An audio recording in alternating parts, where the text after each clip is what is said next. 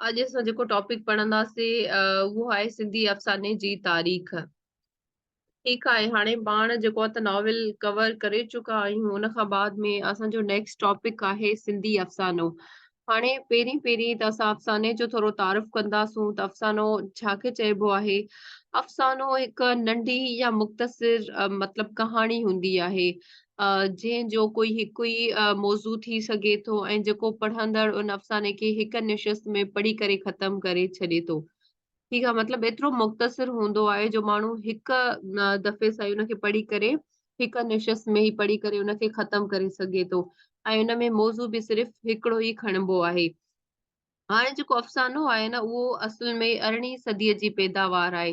छाकाणि त ही अहिड़ो मतलब टाइम पीरियड हुयो 18वीं सदी जॾहिं यूरोप में सनअतकारीअ जो दौर आयो हुयो, त माण्हुनि जी जेका लाइफ स्टाइल हूंदो आहे उहो एतिरो बिज़ी थी वियो, एतिरो मसरूफ़ थी वियो, हुननि जो ज़िंदगी एतिरी तेज़ थी वई ऐं मसरूफ़ थी वई, जो अदब पढ़ण लाइ या जेके वॾियूं वॾियूं कहाणियूं आहिनि, ड्रिघियूं ड्रिघियूं कहाणियूं आहिनि, उन्हनि लाइ उन्हनि वटि तमामु घटि वक़्तु वञी बचियो।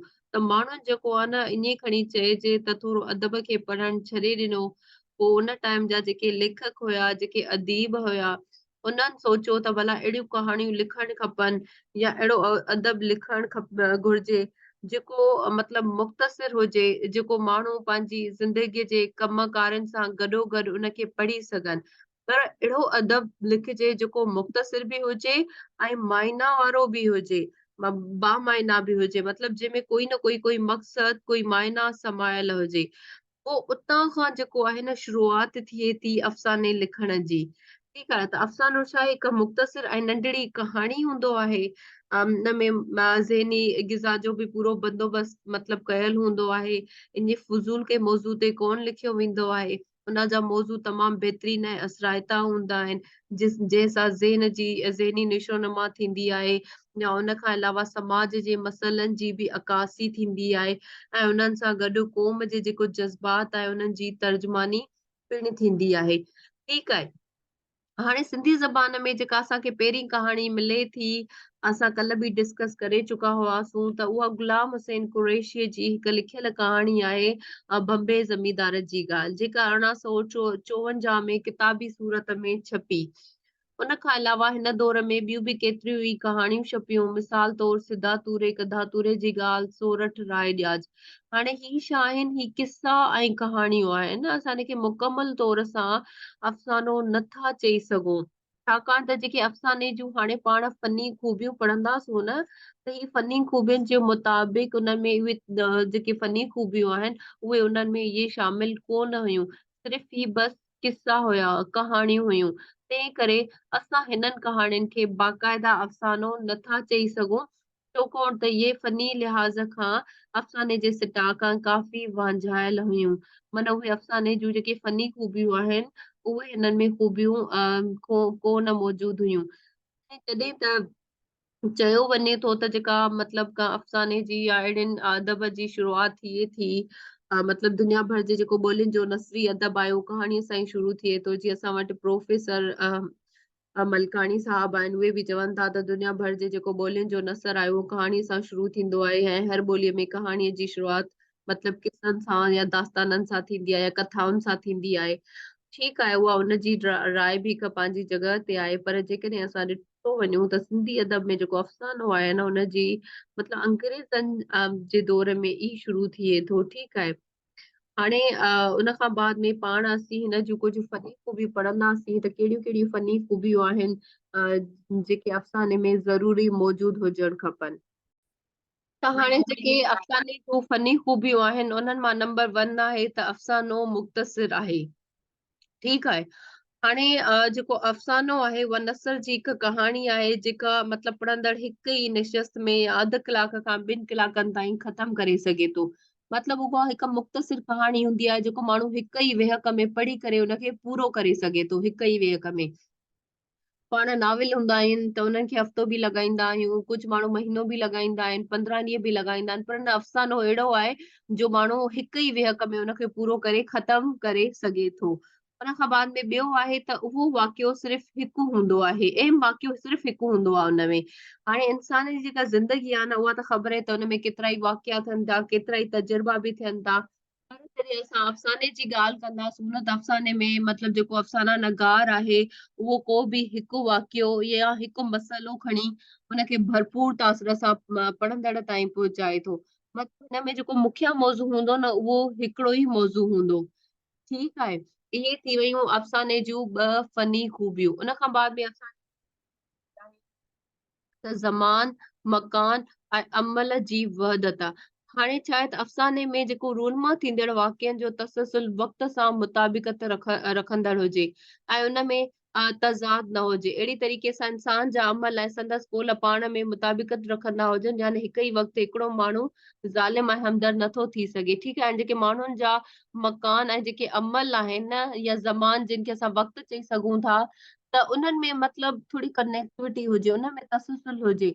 ईअं मतलब असां उन अफ़साने में नथा ॾेखारे सघूं त कोई हिकिड़ो माण्हू आहे या किरदारु आहे त उहो एट अ टाइम ज़ालिम बि थी सघे थो ऐं उहो एट अ टाइम जेको आहे त हमदर्द बि थी सघे थो। न ईअं त कोन्हे थींदो न, मतलब अहिड़ा हुजनि उन्हनि जा उन्हनि जा जेके मकान हुजनि या उन्हनि जा जेके अमल हुजनि, उन्हनि में तज़ाद न हुजे। ठीकु आहे। ॿियो आहे किरदारनि ऐं मुकालमनि में हक़ीक़त जो रंग। हाणे जेके अफ़साने जा किरदार हूंदा आहिनि, उहे इंसान जी ज़िंदगीअ जे मुख़्तलिफ़ शोबनि मां ख़याम ईंदा आहिनि। त पोइ उहे उन करे त उन्हनि में हक़ीक़त जो रंग ॾिसण में ईंदो आहे। अहिड़ी तरीक़े सां अफ़साने जा मुकालमा बि हक़ीक़त सां भरपूर हूंदा आहिनि। उहे हिक तरफ़ त किरदारनि खे उजागर कंदा आहिनि, त ॿिए तरफ़ कहाणीअ जी रफ़्तार खे अॻिते वधाईंदा आहिनि। उन खां बाद में आहे त आगाज़ ऐं अंजाम। हाणे अफ़साने में जेको आगाज़ ऐं अंजाम हूंदो आहे न, उहे तमामु घणी अहमियत रखनि था। छाकाणि त उनजो जेको आगाज़ आहे न, शुरूआत उहा बि ॾाढी दिलचस्प हुअणु खपे ऐं उनजो जेको अंजाम आहे उहो बि ॾाढो दिलचस्प हुअणु खपे। कि अफ़साने निगार अफ़साने खे इख्तिमाम खां शुरू कंदा आहिनि। कॾहिं-कॾहिं न हीअं बि हूंदो आहे त उहे हुनजी जेका एंडिंग आहे उन्हनि खां शुरू कंदा आहिनि। पोइ एंडिंग जी मदद सां उहे हुनजो जेको आहे त सॼो सॼी कहाणी ॿुधाईंदा आहिनि। जीअं पाण जीअं ड्रामनि में ॾिसंदा आहियूं त ड्रामनि जी एंड खां कोई ड्रामो शुरू थींदो आहे, पोइ ते उहो ख़्यालनि में वेंदो आहे। त उहे पूरी जेको आहे त ड्रामो जी शुरूआत करे जेको आहे त ॾेखारे वेंदा वेंदा आहिनि। ठीकु आहे।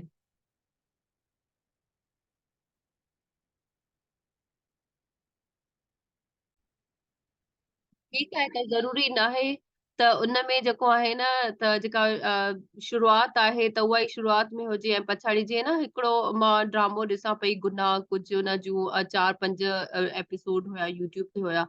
त उन में न शुरू-शुरू में उनजी एंडिंग ॿुधाइनि था, ठीकु आहे।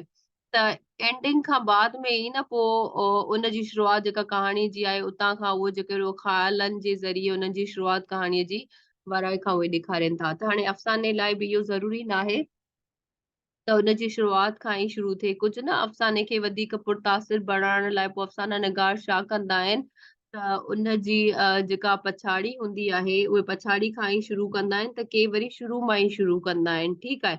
पर उहा पछाड़ी मां शुरू कयो वञे या शुरूआत मां शुरू कयो वञे। बसि शर्त इहा आहे त उन जूं जेके शुरूआत आहे, जेको आगाज़ जेको अंजाम आहे न, उहो इलाही दिलचस्प हुजे ऐं सबक़ आमूज़ हुजे। हाणे न जेको नाविल आहे, अफ़सानो आहे, त हुन में बि फ़र्क़ु बि कॾहिं-कॾहिं पुछी वठंदा आहिनि। जीअं त हाणे जेको नाविल आहे, उनजी थोरी लेंथ वधीक हूंदी आहे। अफ़सानो बिल्कुलु मुख़्तसिर कहाणी हूंदो आहे।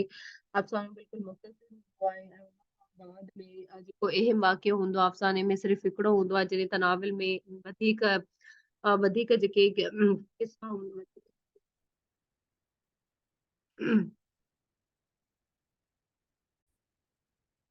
ऐं उन्हनि खां बाद में उन्हनि जे जेके दौर आहे, इब्तिदाई दौर हुजे, त उन में बि उन्हनि जो फ़र्क़ु आहे। हाणे पाण असां पढ़ंदासूं त अफ़साने जा मुख़्तलिफ़ दौर। हाणे सिंधी अफ़साने जो जेको इब्तिदाई दौर या जंहिंखे असां अवाइली दौर चई सघूं था, उहो शुरू थियो आहे 1925 खां 1914 ताईं। हाणे जेको सिंधी अफ़साने जो इब्तिदाई दौर आहे, अफ़साने जे फ़नी सिटाव मूजिब सिंधी कहाणियूं 1914 खां पोइ लिखजण शुरू थियूं। हाणे जेके अफ़साने जूं जेके फ़नी ख़ूबियूं आहिनि न, त अहिड़ियूं कहाणियूं जेके उन जे फ़नी ख़ूबियुनि जे लिहाज़ खां कहाणियूं लिखी वयूं हुजनि, उहे 1914 खां ई पोइ लिखजण शुरू थियूं, जिन में समाजी मसइलनि ते लिखियो वेंदो हुयो ऐं मुआशरी बुराइयुनि खे ते बि जेको आहे त उन्हनि में लिखियो वेंदो हुयो। हाणे ही जेको दौर आहे न, अफ़साने जो पहिरियों दौर ज़्यादातर इन दौर में तर्जुमा थिया। उन में कोड़ोमल चंदन, लीलाराम विलायत राय नाले वारा मुतरजिम हुया। मुतरजिम मतलब जेके तर्जुमो कंदड़ हुया। कोड़ोमल जेको बंगाली कहाणी नवीस, बेगम चंदर चीतर जी जूं कहाणियूं तर्जुमो कयूं। ऐं लीलाराम विलायत राय 1920 में टाल्स्टाय जे कहाणियुनि जो तर्जुमो कयो।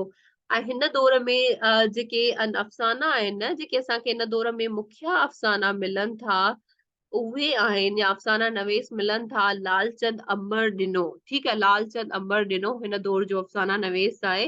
हुन साहब बि अहम जेको आहे त अफ़साना लिखिया, जिन में आहिनि हुरमखीअ जा। ठीकु आहे। ऐं उन खां बाद में असां वटि आहे सिंधी अफ़साने जो ॿियो दौर जेको शुरू थिए थो 1925 खां 1940 ताईं। हाणे इन दौर में काफ़ी हिंदुस्तानी ऐं मग़रबी अफ़साना तर्जुमो कया विया। उन्हनि खां अलावा हिन दौर में असांखे जज़्बात नगारी ऐं जिन्सियात ऐं हक़ीक़त नगारी जो अंसर नुमायां मिले थो। हाणे हिन दौर जा जेके कुझु अफ़साना नवेस आहिनि न, उहे आहिनि मिर्ज़ा नादिर अली बेग। मिर्ज़ा नादिर अली बेग जेको आहे न पुटु आहिनि कंहिंजा मिर्ज़ा कलीच बेग जा।